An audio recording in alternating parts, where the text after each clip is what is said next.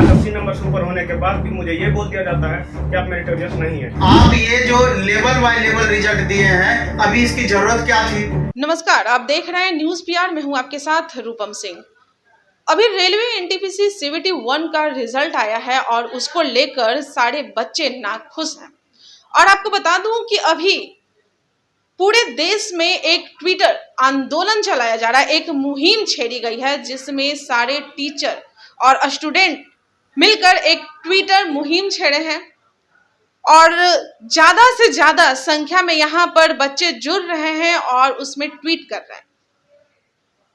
आपको बता दें कि अभी तक में जो ये मुहिम 11 से 5 बजे तक चलेगी और अभी तक कम से कम 38 लाख बच्चे जुड़ चुके हैं।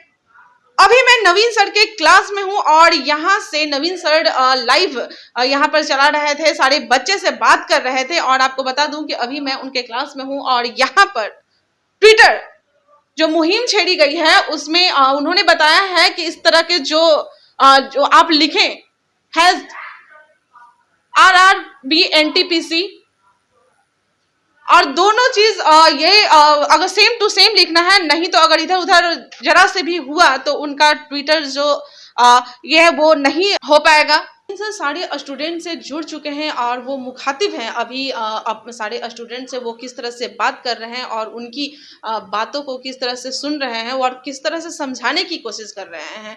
अब मैं आपको उनके लाइव जो टेलीकास्ट हो रहा है, लाइव जो चल रहा है स्टूडेंट और सर के बीच में, मैं उसके साथ आपको मैं छोड़े चलती हूँ। ये कंटिन्यू रहना चाहिए, रुकना नहीं चाहिए। और ये जो है मिनिस्ट्री, ये रेल मिनिस्ट्री के काम से लेकर के अंग अंग में सभी ट्वीट चले जाना चाहिए। इतना ट्वीट से वार करना है कि हर एक अंग उसका फेल हो जाए और आज ही शाम में या कल तक में उसको डिसीजन लेने पे मजबूर कर दे। तो चलिए आपके साथ थोड़ा थोड़ा देर के लिए हर एक सर, डायरेक्टर सर, स्टूडेंट सभी आपके साथ हैं, मिलते रहेंगे। और अभी फिर नवीन सर लेंगे, फिर गौरव सर है और आपके साथियों कुछ स्टूडेंट भी यहाँ आए हुए हैं। तो चलिए आपको हम गुड विशेष करते हैं, बेस्ट विशेष देते हैं और ये कंटिन्यू लगे रहिए, थकना नहीं है, एकदम ट्वीट करते जाना है। चलिए धन्यवाद। सबसे बड़ी बात है कि अभी जिस उद्देश्य से हम लोग उपस्थित हुए हैं, सिर्फ लाइव में ही आपको यहाँ नहीं देखना है बल्कि अपना काम भी करते रहना है। जैसा कि हैशटैग आप देख रहे हैं कि हैशटैग RRB NTPC सारा का सारा कैपिटल में होगा, _1 स्टूडेंट स्मॉल में _1 रिजल्ट, इस पर आपको ट्वीट करना है। और एक दूसरा और हैशटैग है, हम चाहते हैं कि दोनों चीज चले अपना, दोनों हैशटैग। दूसरा हैशटैग है हैशटैग रेलवे मिनिस्टर, जिसमें R कैपिटल और M capital _help us। Help us आपका लगातार है, जिसमें H कैपिटल और U कैपिटल।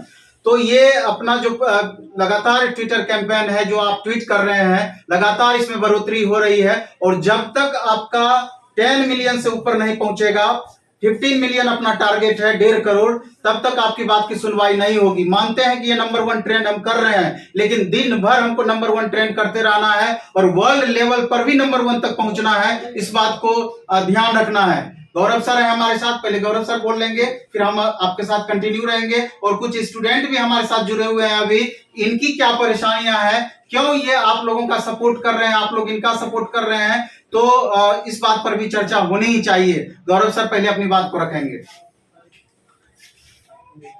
15 मिलियन को भी हम लोगों को क्रॉस कर जाना है और ये एक तरह का इतिहास लिखी जाएगी, क्योंकि 2019 की वैकेंसी 2020 में लड़ाई किए तब जाकर के, मतलब ये ऐसा सिस्टम हो गया है लगभग एग्जाम का कि एग्जाम वैकेंसी के लिए लड़ाई करो, वैकेंसी के बाद एग्जाम डेट के लिए लड़ाई करो, एग्जाम डेट के बाद उसके बाद फिर आपका रिजल्ट की लड़ाई करो। और रिजल्ट जब आता है तो रिजल्ट ऐसा आता है जो किसी के समझ के परे है। एक्चुअली में ऐसा है कि या अगर आप एनटीपीसी में अगर 90 कट ऑफ दे रहे हो, 92 कट ऑफ दे रहे हो, 94 कट ऑफ दे रहे हो, तो आप जो वहां पर अधिकारी सब बैठे हैं 56% पर लेकर के बैठे हैं, आपको क्या पता कि 92% रिजल्ट क्या होता है।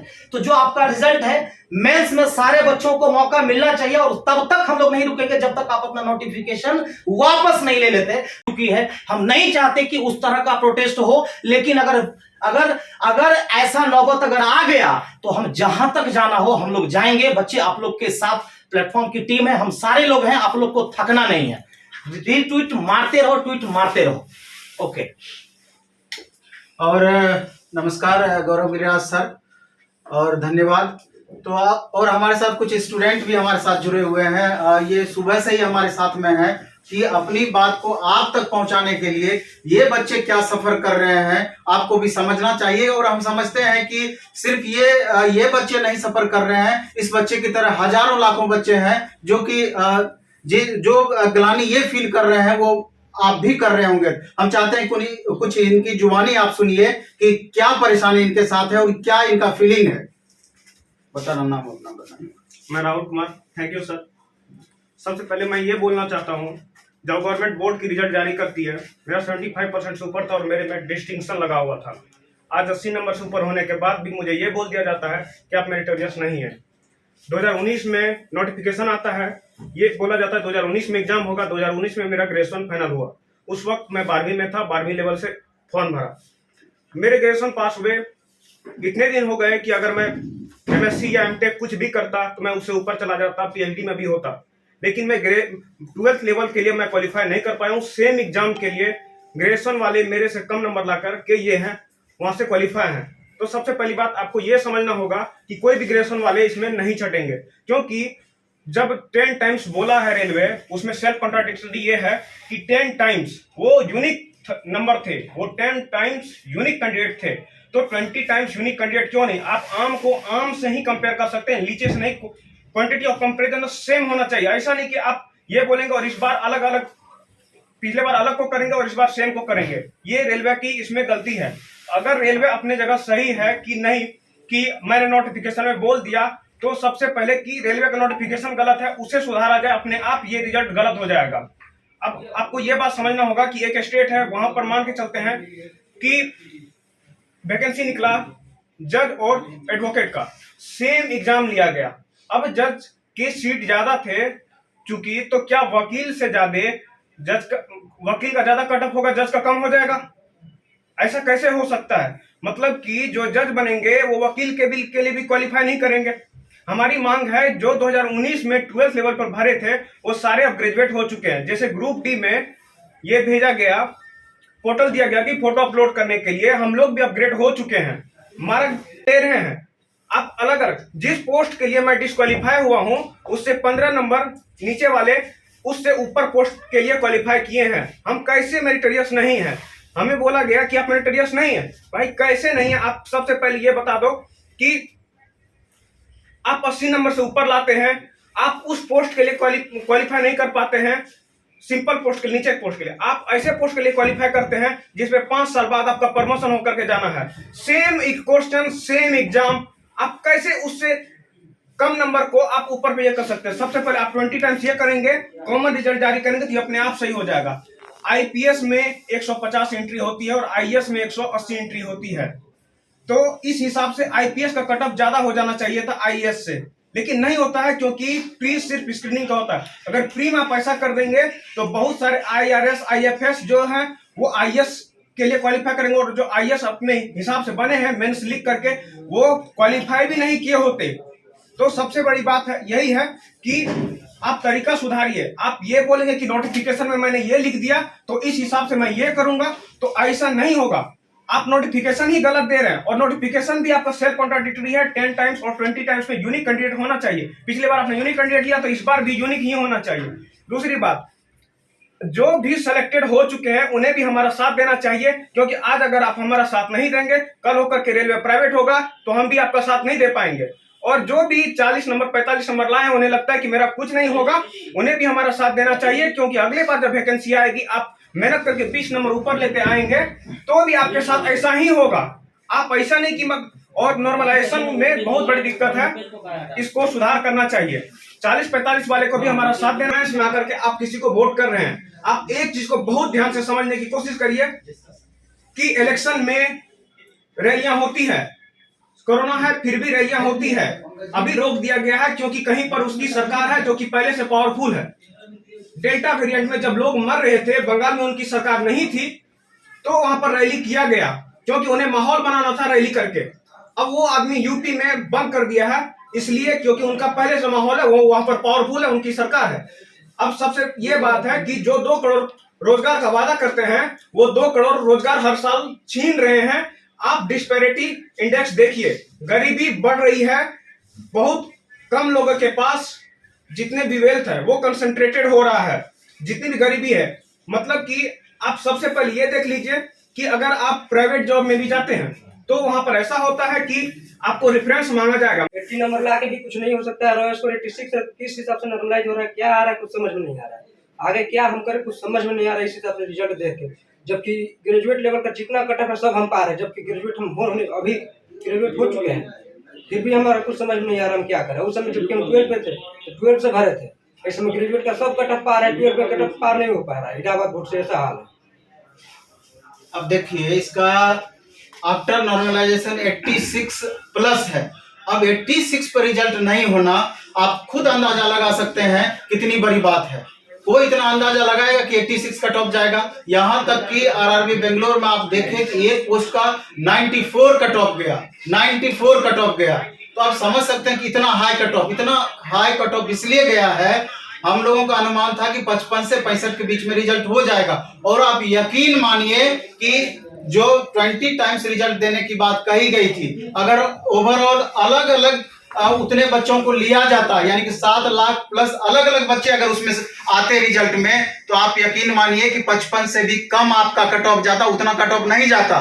सवाल ये उठता है कि ये प्रयोग आप रेलवे से ही क्यों स्टार्ट करना चाहते हैं? आप ये जो लेवल बाय लेवल रिजल्ट दिए हैं, अभी इसकी जरूरत क्या थी? आप डायरेक्ट जितना ही रिजल्ट देना था आप उतना रिजल्ट देते। पोस्ट ऑफ प्रेफरेंस आप पहले से ले चुके थे, और मेंस में जब बच्चे बैठते, सीबीटी 2 में जब बच्चे बैठते, जितना उनको उन बच्चों को मार्क्स आता, और जो पोस्ट ऑफ प्रेफरेंस दिए हुए थे तो मार्क्स के अकॉर्डिंग उनको, प्रेफरेंस के अकॉर्डिंग उनको पोस्ट मिलता। उसमें परेशानी क्या थी? अभी तक वही प्रोसेस होता आया था, तो हमको तो थोड़ा सा भी कहीं पर भी उस प्रोसेस में आपत्ति नहीं लगता है। पता नहीं ये प्रयोग रेलवे को क्या सूझी कि फर्स्ट शुरू में ही इसको लेवल बाय लेवल कर दिया गया। सवाल ये उठता है, ठीक है आप लेवल बाय लेवल कर दिए, और ये भी सही है कि आपने नोटिफिकेशन में शुरू में ही 2019 में फरवरी मार्च में जब वैकेंसी आई थी उसी समय आपने इस बात की चर्चा की। सवाल उठता है कि जब नोटिफिकेशन इस बात का आपने डाल दिया, और तो इसका ये मतलब नहीं हुआ कि ये ब्रह्मा का लकीर हो गया।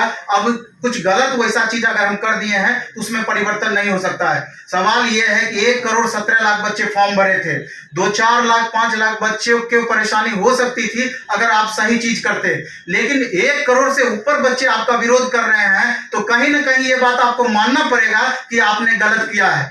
ये सारे रेलवे के डिपार्टमेंट के जितने भी अधिकारीगण हैं उनको इस बात को ये बात समझ में आनी चाहिए। और भी बहुत ज्यादा लूप होल है।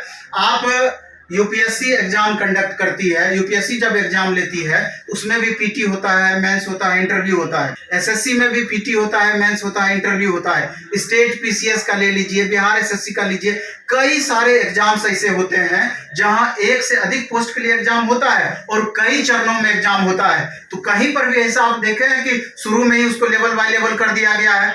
ये चीज आपका मेंस के बाद का चीज है, सीबीटी 2 के बाद आप ये चीज करते, ये पहले ही आप ये बात लाद दिए, और इसी बात का शिकार इतने सारे बच्चे हुए हैं, और इसी चीज का प्रोटेस्ट अभी हो रहा है, इसी चीज का प्रोटेस्ट हो रहा है। तो जरूर बच्चों का कहीं ना कहीं इसमें जायज मांग है, और निश्चित रूप से इसको इग्नोर आपके माध्यम से नहीं किया जाना चाहिए। जो भी उचित हो आपको मानना चाहिए। आप इस मामले में आप अपना लगातार सफाई दे रहे हैं नोटिफिकेशन वाली बात। आप ये चीज समझिए कि जब किसान बिल पास हुआ, पहले लोकसभा पास हुआ, फिर राज्यसभा पास हुआ, उसके बाद एक्ट बना, एक कानून बना, बाद में चल करके जब वो कानून लागू करने की बातें आई, लागू कर दिया गया, तब जाकर के किसान को बाद में समझ में आया कि अरे इसमें तो बहुत सारी ऐसी बातें हैं जो हमारे हित में नहीं है, और लगातार प्रोटेस्ट करना स्टार्ट किए। बहुत लंबे दिनों तक प्रोटेस्ट चला, तो आखिर लास्ट में गवर्नमेंट को ये बात तो फील करना पड़ा कि जरूर हमसे कुछ न कुछ गलती हुई, तब वो जाकर के बैकफुट पर आकर के